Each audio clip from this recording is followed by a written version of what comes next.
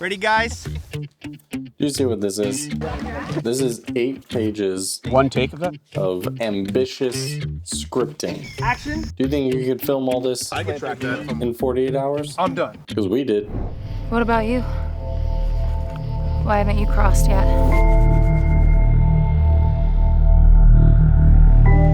See those woods out there? Whatever you heard about them, it's true. Will we get there by the morning? Get down, get down! We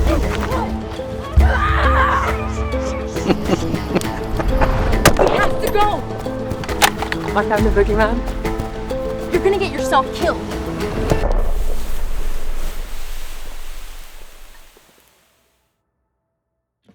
Hands down, this has been the most fun project that I've worked on this year. I got to see worlds collide with my local kind of film crew working together, as well as a bunch of familiar faces that you've definitely seen around. Kofi, Terry, Tamara, and Joseph all flew in from literally across the world to join me on this endeavor, and it was so nice to finally have a full-on camera and sound department. Now I'm working on a full, like, more well-rounded BTS video from this shoot. So if you have any specific questions on how we did things, gear, setups, let me know down in the comments below and I'll make sure to answer them in that next video. But today we're primarily talking about the gear that allowed us to be efficient enough to finish the film on time. More specifically, the Accsoon M7 Pro. Now, as I mentioned, everything that gets involved in the 48 has to be incredibly useful, incredibly efficient. If anything slows you down, from people to gear, you have to cut it out of your workflow because you just don't have time to deal with things. Now, because we were going bigger on this production, we knew that both me and Kofi were going to be running our 𝗬𝗧𝗨𝗙𝗙 12Ks. So we were going to have 2 cameras. We were going to have a lot more cast and crew around the set, and there's not a lot of time for the directors, the writers, and everyone to see like, ah, yes, that shot looks good. Let's move on. We don't have a lot of time for everyone to crowd around the cameras and watch playback. And so Accsoon was a huge supporter of this production by sending out these monitors a little bit early so that all of us could get a taste of not only what you can expect from them, but also how they work on a real world set, one that is under an incredible amount of pressure. Now, before we get into the use cases, let's talk a little bit about specs real quick. This is a 7-inch monitor, a 1000 nit display, a 1080p panel, but one of the things that make it really stand out from the rest of the lineups out there is the fact that it comes factory calibrated. This is actually a way bigger deal than you might imagine. When you have so many people looking at these monitors, you want them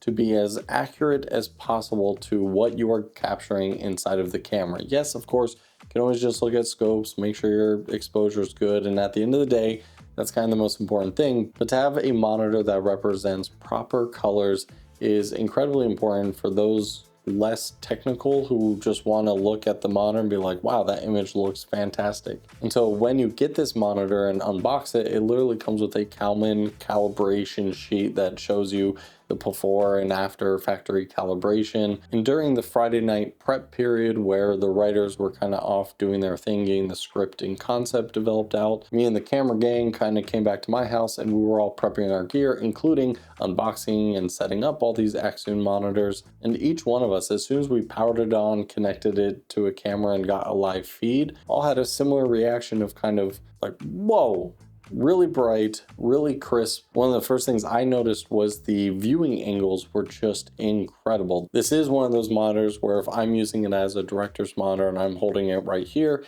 and I have a couple people on either side of me, they're still going to be able to see the image really well. Now, Accsoon did send the cage, which you can see on here, and they also sent the sun hood, which I'll be honest, I didn't use on the shoot because even though we were shooting all throughout the day, including high noon and early afternoon when the sun was very bright, you just didn't really need it as much with this. Now, even without the cage, this monitor is built like a tank. It's completely solid metal. We've got a healthy amount of mounting points with 1/4-20s across the bottom, and there's even one on the right-hand side. On the top, you have 3 user customizable buttons, a home button, which we'll talk about, and of course your power button. These 4 red little covers right here are where the antennas go when you're using it as a transmitter or receiver. I just kept these caps because I've actually been using this as a on-camera monitor, which I wasn't really expecting. More on that in a few minutes. And I just wanted to be able to take the antennas off and protect them. But in talking about the rest of the ports and connectability of this monitor, one thing I want to point out is a lot of these monitors really shine in 1 or 2 areas. There are very few monitors that I think are like, this needs to be in my bag no matter what shoot I'm going on, because it can be useful in any scenario. And I don't say it lightly that this has become one of those monitors. Now let me back it up with evidence. This has both SDI and HDMI, with both of them having a SDI in and out and HDMI in and out. Got headphone monitoring. You can actually hook up another microphone to it. It has like 24, 26 gigs of internal storage, but you can plug in an SD card or you can plug in an SSD through this USB 3.1 port. So you can actually record, because this is a recorder as well, 'cause why not? As I mentioned, the M7 Pro has the antennas on top so that it can be used as both a transmitter and a receiver. So you can put this on your camera and have it transmit to other monitors or the Accsoon C app, or you can be like how we had it on this shoot, where they acted as receivers, because both me and Kofi had the Accsoon CineView 4K transmitters on top of our cameras, and then I gave this to Michelle, or the director Ian, to use as a kind of running around director's monitor. Joseph was using his on his audio setup so he could make sure that the boom wasn't in the shot. Tamara had hers on top of her Sony camera so that she could just have the most epic BTS footage. Thanks, Tamara, for shooting all this epic, amazing BTS footage. When it comes to powering this thing, you have like 3 different options. You can use NPF batteries. It has 2 slots, as you can see, but you can just run it off 1 NPF if you want. On the side, you have a DC port in or a power delivery in USB Type-C. So you can power this thing through a battery bank. For my fellow 𝗬𝗧𝗨𝗙𝗙 owners, I did try to power this through the side USB-C ports on the 𝗬𝗧𝗨𝗙. While I was super hopeful and it did boot up, as soon as it got past the loading screen, it just died off. So the side USB-C ports definitely don't output enough power to support this. I believe when I've done a little like wattage test, it was pulling, I think, around like 15 to 20 watts back. I'll throw a shot up so you can see how much power it's drawing. And no matter which way you're powering it, it has a 3rd USB-C port on it for a 5-volt out. So if you want this to go to like a focus motor or other small camera accessory that you need to power, you can tune that straight out of this monitor too. Now, when I'm camera operating things, I honestly prefer EVF. That's how I shot the majority of this movie. When I shoot YouTube videos, ever since I got my 𝗬𝗧𝗨𝗙, I've just been using the built-in 5-inch monitor on the side. But in preparation of this video, I kind of rigged the monitor up to my 𝗬𝗧𝗨𝗙 and just kind of put it off to the side on one of the handles. The extra couple inches there is important for noticing like, oh crap, there's this thing in the background that I need to move, or all of the different onboard features. So let's talk about that now. Another thing that makes this monitor unique is the fact that it is running straight up Android. It is a glorified Android tablet. If you've watched other videos on this monitor, you may have seen some other creators literally side loading like Android games. I think I saw someone playing like Angry Birds on it. It's a straight up Android tablet with the Accsoon C app on it, and obviously firmware to tie it all together. Once you get into the C app though, if you're used to Accsoon products, your experience is going to be very familiar. There are so many tools baked into this, way too many for me to go through it step by step in this video. You have all your anamorphic de-squeezing options, frame guides, focus peaking, histograms.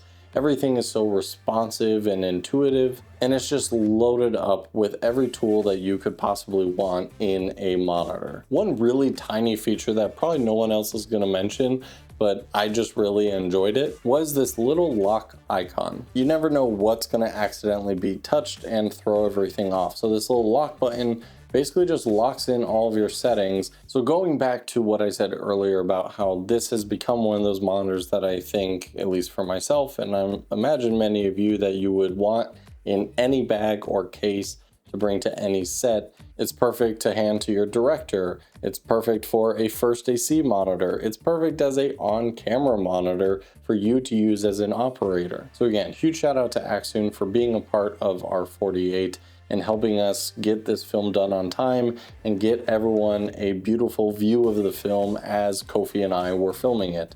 These monitors were instrumental in our success. And yeah, now I'm just really happy to have it in my camera bag. But as always, I'd love to hear what you guys think about it down in the comments below. If you enjoyed this video, make sure you get subscribed. I'll see you guys in the next one.